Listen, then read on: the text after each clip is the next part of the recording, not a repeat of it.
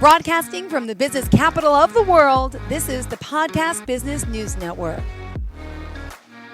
Michael Timothy Bean here joining us again live on the show. Excited to have him here from beautiful California and soul-expression.com. That's the website. Soul Expression is the name of his company, and he's a spiritual counselor and a healer and so much more. I'll have him say hello and do the proper introduction. Go ahead, Michael. All right. Hi, Jill. Thank you again so much. My name is Michael Timothy Bean, and I'm a psychospiritual counselor. Been trained in energy medicine and emotionally focused therapy for my work with couples, and looking forward to the conversation today. Beautiful. Website, soul-expression.com. Phone number 510-606-8118. And get me by email by michael@soulexpression.com. Hyphen in the middle of the Soul Expression. Thank you. Fantastic. Excited to have you here. And one thing we haven't talked about is a lot of work you do with couples. And I know that was a topic for today. You just briefly mentioned couples counseling. Explain to me a little bit about what you do specifically for people. Yeah, so I offer a combination of emotionally focused therapy, which is a modality researched and created and developed by a psychologist by the name of Sue Johnson. Gone through some training with her and apply that with couples. And as we get into the emotional focused therapy with couples, I look for the opportunity to introduce the energy medicine stuff that I know about. With couples and coming to the energy work, you know, it's a little ways down the line with respect to the introduction of those concepts and ideas. Before we can get into it, we need to get some traction with the couples first and seeing how they contribute to the patterns that they have with each other, and get through those first before we can introduce the energy work. Well, let me ask the benefit. Yeah, go ahead. Well, I just wanted to take a minute to check in with you about last week, just before we get into the couple stuff. I felt like we got going with respect to the physical healing exercise that I wanted to share, and something came up for you, and we didn't really have a chance to really dig into it a lot. No, and I'm just curious to how you're doing, if you're all right. I hope we could talk further. I know you offered that, and we'll make that happen soon. But no, I have those serious stomach ailments, intestinal issues my whole life, right? And it's something that I'm suffering with right now. If you could feel me energetically wise, my stomach is out to here. It's a bad morning, day, whatever, afternoon for me, morning for you. It hasn't been so good. It's been the same. So yeah, I suffer with chronic bloating and pain, and what is it? Doctors don't know. People like yourself may know. There's stuff in there. I don't know what type of entities are in there, or candida, whatever you go, or yeast. There's stuff going on in my stomach, my intestines, my GI tract, whatever it is. I say stomach because it's just a general area, but it doesn't have to be. As soon as I eat, I bloat. So it could be anywhere from the esophagus down to the stomach, to the intestines, you name it. But no, there's really hasn't been any relief. It's still something I've been suffering with. But thank you. And thank you for offering to want to help. Any advice? Yeah, well, as always, trying to remain grounded, get present in your moment, take some relaxing breaths, imagine yourself connecting to earth, and let that be the beginning for whatever work you want to do after. Always from a grounded place is that. And then the advice would be, to be mindful of how your body works, right? And then apply whatever energetic tool that makes sense to you, right? So you could do an objective detachment like we did, a gifting back of energy of the possessive force of that. I think you mentioned last week the word possession in there. So there are a variety of techniques, and I'd love the opportunity to work with you outside of this if you're willing to see if we can find you some relief. Thank you. I appreciate that. Really, I do. Yes. And I give you permission to look into that further. And I would love to speak to you privately. But again, everything we talk about to me is an open book. I don't care what it is or what you find or what you think. You have my permission to talk about it. And I'm open to. So cool. Thank you so much. I'll reach glad out. You're doing okay. I was just concerned we dug a little deep and didn't really have a chance to go further. And just thank you. Hi. I just had a walker by. I'm sitting in a space that's open to the air. Cool. And we can see it. I hang my art on the front of my house, and two passersby just commented to me how much they liked it. So forgive me for the interruption. No, that's okay. Yes. Nice. So tell me about this couples relationship, and you working with couples. Tell me, explain the process. Right. So first of all, some people who know me out there would go, what, this guy talking with couples? Well, yeah, I am. I've learned a lot in my life over the course of the time that I've had with various partners, and have been, obsessed myself with couples, and my own resistance to commitment and that kind of a thing. And recently have really been digging into that for myself and understanding that I have the ability, with my experience and new awareness with this training that I've had and the energy work that I do, to be of service to couples. Um, and um, and so I'd like to share the interface between energy work and couples counseling, in particular emotionally focused therapy. Perfect. And the title of it, emotionally focused therapy, implies, and it's about, looking into the emotional state of people who are in relationship in the moment that we're working together. And the basic premise is, and it's the same with energy work, what is needed in this moment for me to feel safe, seen, comfortable to express myself, comfortable to offer my full self-expression, etc. All the things that we talk about in energy work is really what we're doing in couples work, so that people who are in conflict with each other and really don't know how to get out of it can have an opportunity to be seen by their other partner, or to be seen by their partner, to feel heard and safe, to be able to take the hard step of being radically honest about whatever's going on with them, and actually risking the impact of that honesty and how it might affect the relationship, right? And so that's what's necessary in couples counseling, is getting to the point where somebody can feel honest to the point where they're so scared that they might end and blow up their world from the honesty, and yet that's exactly what's needed to get out of them in order for the true, good, committed work to continue, right? And so, yeah, this emotionally focused therapy stuff is all about looking at our contributions to our attachments with each other, and whether or not we have what are called attachment wounds. And we look at the emotional needs in the moment and how they relate to the various attachment wounds that there are, and bring those things out onto the table. And I facilitate conversation between two people in relationship about what it is that they need in the moment, right? Which is exactly what I'm doing in energy medicine and energy work with them, and translating their expression of their need, calling it out for them. Okay, I'm hearing what you're saying is you're feeling very upset by this. You feel stuck, and I'm guessing that you're not feeling safe. Is that correct? Yes or no? We have a conversation about me labeling or naming that emotion. I like to say, play the emoji game, right? If you were to look at your partner or anybody who's in an emotional state, are you able, as somebody who is learning how to be in service to somebody else in partnership, to identify what their current emotional state is and name it and offer some compassion and some holding for it? And, I'm not saying that all men can't, but many men don't necessarily have the wherewithal to consider things like that. And so what I offer is, all right, check out your phone. If you were to check out an emoji on your phone to see what what is coming up to you with respect to the visual of that emoji and how it might relate to that particular person. I play the emoji game. And so it helps people to identify emotions, name them, and to see if they can hone their skill on feeling the feeling state of their partner, right? And it goes both ways for men and women. And a lot of times in my experience with working with couples over the past year or so, what I see is a pattern of, or what I've seen is a pattern of a partner who is needing to get resolution now, for whatever purpose, or whatever the stimulus is. I need to get this now, and they're going to come at the person, right? And then the other person is in a state of shutdown. And so those two behaviors, the state of shutdown triggers the person who is coming at them, and the person who's coming at them is triggering the behavior of the shutdown of the other person, right? There's the run, hide, and then the blamer and the shamer. And it's not the only pattern out there, but it's a pretty prevalent one. And typically the female in the partnership, if it's a heterosexual, relationship, might be the one more likely to be the blamer and shamer. Yeah, I'm like the guy. I'm like the runner.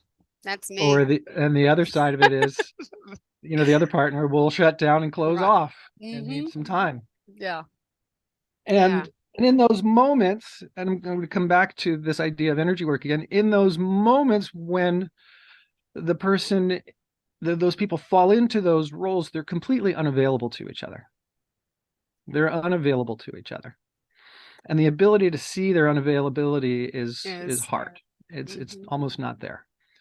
And so dropping into this programmed behavior, if you will, or this possessive entity of this new identity that's coming in that really isn't them. Takes over. So here we have a possessive force, like we talked about last week.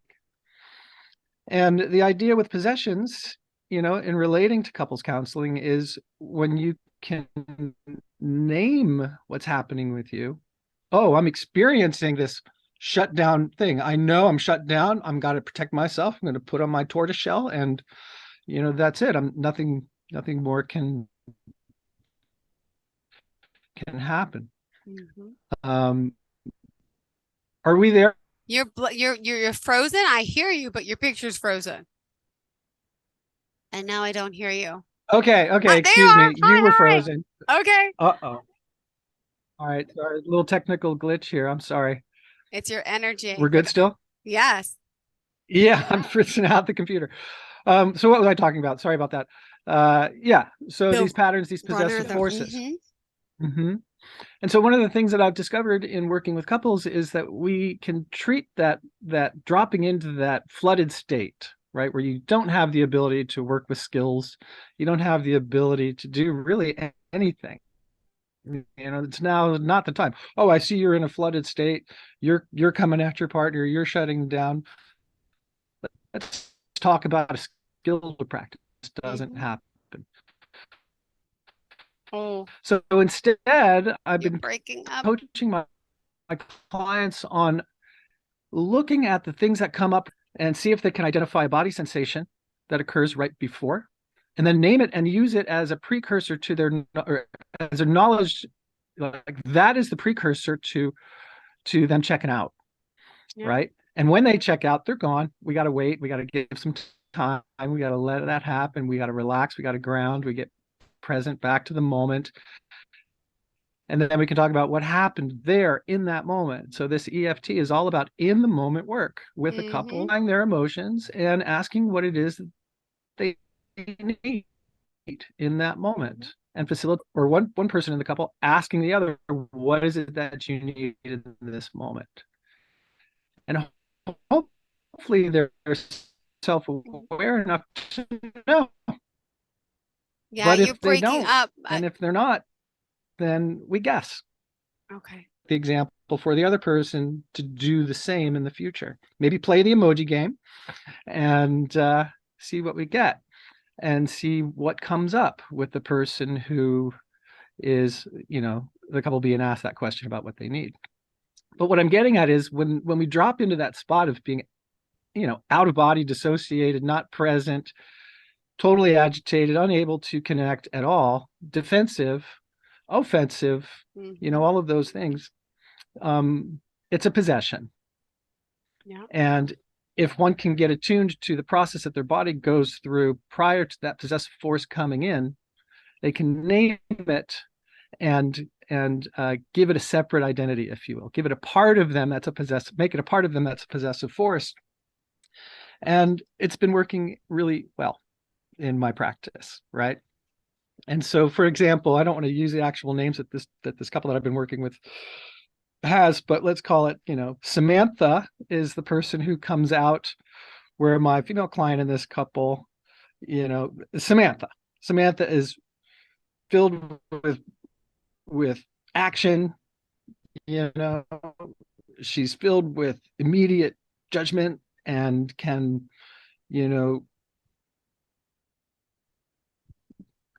argue with you like a pro, right? You're pointing the blame and that kind of thing. And then the other guy, the other person in the partnership, the male partner in here, he turns into a little boy version of himself, Johnny. right? And Johnny just shuts down, closes off, and feels sorry for himself and wants to get out of there, but knows he can't. And, so when Johnny comes up, Johnny triggers Samantha. Johnny makes Samantha bigger. Samantha makes Johnny bigger. And then we talk about, part of the whole process, we might not get to this conversation about the impacts of Johnny and Samantha, but the recognition of them is a key point in this couples work. And we treat it like a possession, where we say, and I'm not doing actual any energy work. I'm talking about their experience. But so what does Johnny need in this moment to be seen, to feel seen? What does Samantha need in this moment to feel like she's getting somewhere with Johnny? Mm. And, we talk about the history of Johnny and Samantha. We talk about when they first came around, how they became so prevalent. We dig into past experiences, past traumatic events, past situations that made a person feel unsafe in relationship or whatever it might be. And I'm finding a really nice and pleasant intersection with respect to this emotionally focused therapy, possession, getting present, being open and clear and free of each other's energies. We do some emotion so they can be free and see each other with new eyes by the end of a session.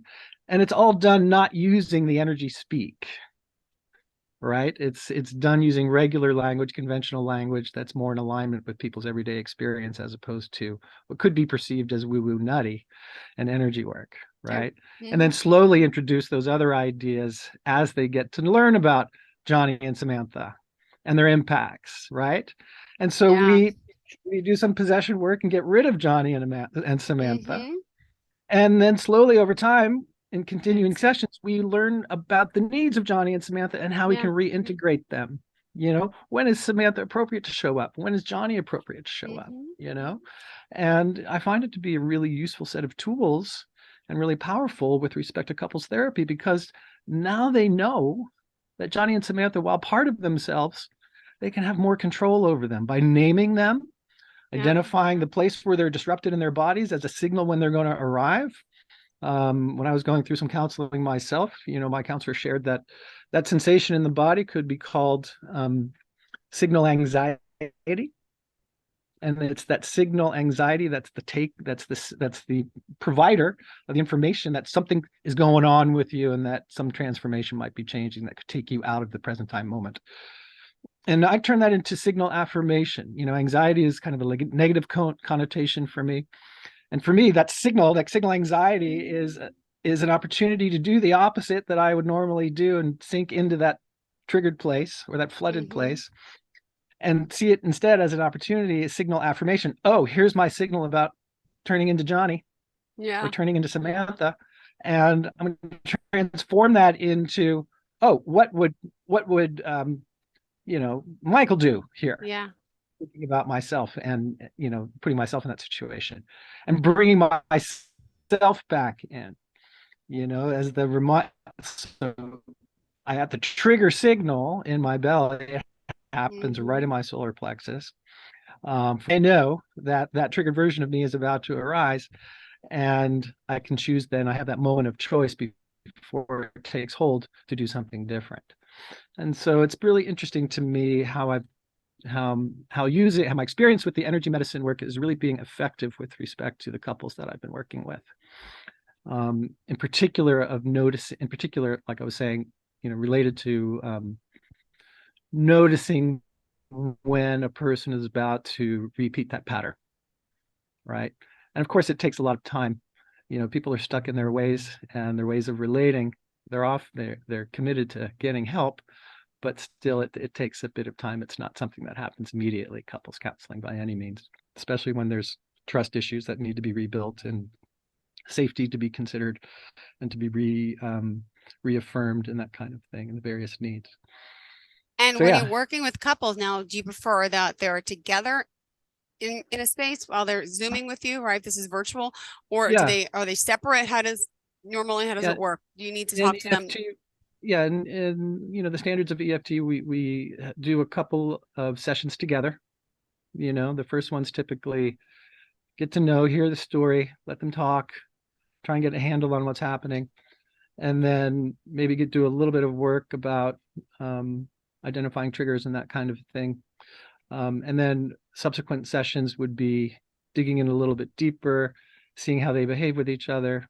And then we'll have one session each individually.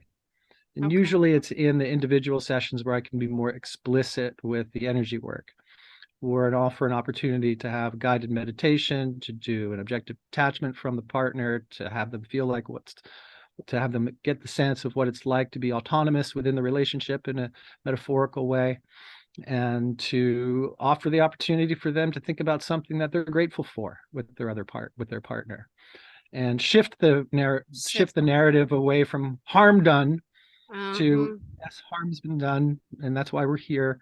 But let's talk about gratitude a little bit and start to bring in the good things, and start to bring in the things that we're happy about, and the things that we want to look forward to, and the way things used to be, and that kind of thing. And, and so in the one-on-one sessions is where we can offer the experience of having that present moment awareness, and then bringing in the spirit of the other person to have a spirit conversation, to metaphorically say what you need to have to get off your chest, and then have them have that experience of doing that in a safe container, and then encouraging them to do it together when we come back together. Yeah. And so the energy work is woven into the couples counseling without being explicit about it, and we get explicit about it in the one-on-one if the client is open to it. And either way, I'm always doing the energy work, providing my own container, holding space for the couple or the person who I'm working with one-on-one, being open, listening, right? Asking open-ended questions, being the model for what they can do with each other. And so, yeah. And normally, how does it work? I mean, how long do you commit? Does it take to actually work and to figure things out and to work on each other? Is it changing each other, or you can't change each other? What's the word? Because well, I don't. We talked about service to self and service to others last week with respect to the possessive forces and black and white magic and spells and hexes and that kind of thing, or maybe that was the session before. Yeah, it was. Yeah, a while ago. I remember. So, it takes. How long does it take? It takes some time. It takes some time. There might be some real mind shifts, some real attitude shifts that are required to get to a point from I'm right and you're wrong to, oh, I understand what your experience is with me. Yeah. I want to make amends, and I want to do what it takes to see, sense, feel, and know you, as opposed to insisting that I'm right and you're wrong, right? And so that might be a tough nut to crack sometimes. But, with modeling and practice, and having the experience themselves, that feeling seen is really great, and then learning that a commitment to grow together, a commitment to be together, and a commitment to stay together requires this seeing, sensing, feeling, knowing of the other person. Yeah. And breaking that pattern of I'm right, you're wrong, and I'm going to fight for it is what that's all about. And that breaking of that pattern is challenging sometimes. And with a skilled facilitator or a skilled counselor, I like to think I'm a skilled counselor, you hold space for that and facilitate it, and try and intervene in a way that's respectful so that no more harm is being done, and then offering the opportunity for them to relax, take a break, chill, and then model what do you need in this moment? I see you're really agitated. What do you need to tell us? What do you need to share? What can we understand about what's happening with you right now? And if I'm not getting anything, looks like you're not feeling very safe here. It looks like you're under the attack. Yeah. And going along those lines, pulling the threads and seeing what comes out. And how often do you meet? Does it, Oh, typically once a week. Okay. Meet once a week, set schedule, set time, make it part of the routine. We become a team, the three of us. And again, it's all about that commitment to continue to grow together and crack that nut. And when the nut is cracked, then the real work can begin of learning how to be present with each other, learning how to accept each other for who and what they are, learning about the impacts of one's behavior on another person. That's huge. So many people just go through life without understanding their impact on other people. And it takes forever for them to learn, oh my God, my behavior has such an impact on the people around me, especially my family.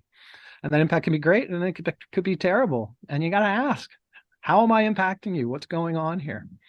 What do I need to know in order to make our existence together be better in relation to the impacts that we have on each other? And using the classics, when you freak out on me and point the finger at me and yell at me, it makes me want to run away and hide. Yes.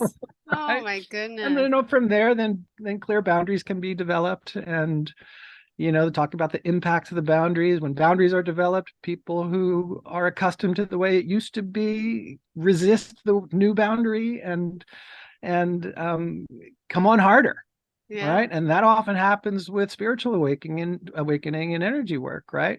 When one goes inward to look and see what's happening with themselves in their own lives and how they've been affected by their environment, their training, their education, the other people around them, the other people's energy, the various possessions, etc. Their Clearing all that upbringing. There's stuff so out. much to it. Yeah. Right. And clearing all that stuff out, you finally get to the point where you're like, oh, this is me. This is who I am.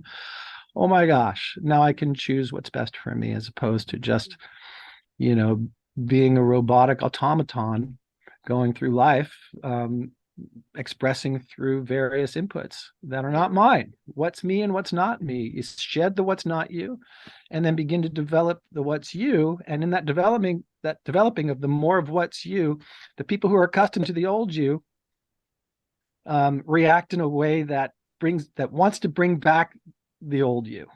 Got it. Right. Exactly. Yeah. And so a lot of times in this couples counseling, when real change needs to occur, the actual behavior that the other couple wants to see becomes disruptive. Yeah. Oh, and we have a lot to talk and about. And then they come back hard at them. And so it's really interesting. And that's where people give up with energy work. And that's where people give up with couples counseling, is when the changes become so impactful in the moment, and they're so new, even though they're wanted, they're so different. What we have grown accustomed to becomes more preferable for a little while until they break through that. Got it. And so that's an interesting thing. But there is light at the end of the tunnel. And absolutely. Would you mind sharing, if someone does want to reach out, how we can contact you? Yes, exactly. Sorry, but we're out of time. Out of time already? Oh my gosh. Okay. Yes. Michael, soulexpression.com. With the hyphen in the middle. Okay. 510-606-8118 is my number. And Michael at soulexpression.com is the way you can reach out to me. And I want to share one last thing with a couple that I'm working with recently. They've come so far. I'm so proud of them. That they're now able to take what they've learned about each other and how to interact with each other in such a way that's both affirming of their ongoing relationship and in honor and in service to each other. They're now able to take what they're learning with each other and putting it into practice and seeing how it's used in their application in relationships outside of their own relationship. They're now being models for others just by their own behavior with each other. And it's been a beautiful thing to witness. Anyway, thank you so much. Thank you so much for being here. And we'll talk soon. Looking forward to it. I don't know if we'll be able to connect before the holiday. I mean, next week, I hope we can. If not, definitely soon. And thank you again for the offer, and looking forward to speaking with you next week. I'll be here. Are you looking for even more of the podcasts and hosts that you love? The Podcast Business News Network is proud to announce that you now have even more ways to listen live. Check out the MyTuner Radio, online radio box, and Simple Radio apps on iOS and Android, or find us online. Search for Business News Network on mytuner-radio.com, or search Podcast Business News Network on streama.com and onlineradiobox.com/US. Take your podcast on the go and don't miss a minute of the action.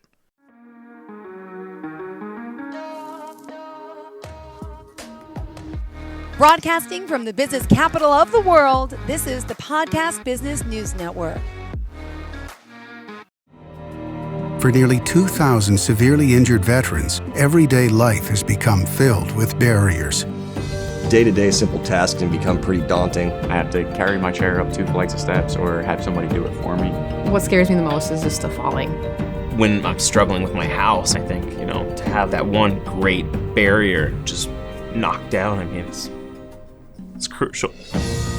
Home for Our Troops is a wonderful nonprofit that builds a mortgage-free, fully adaptive, handicap-accessible house. And there's no catch. It'll be our very first home that we've ever owned. This is a game changer. This is where your life begins again. We need you to join us in completing this important mission. Please visit hfotusa.org and help build homes and rebuild lives. Because of you, everything's going to be okay.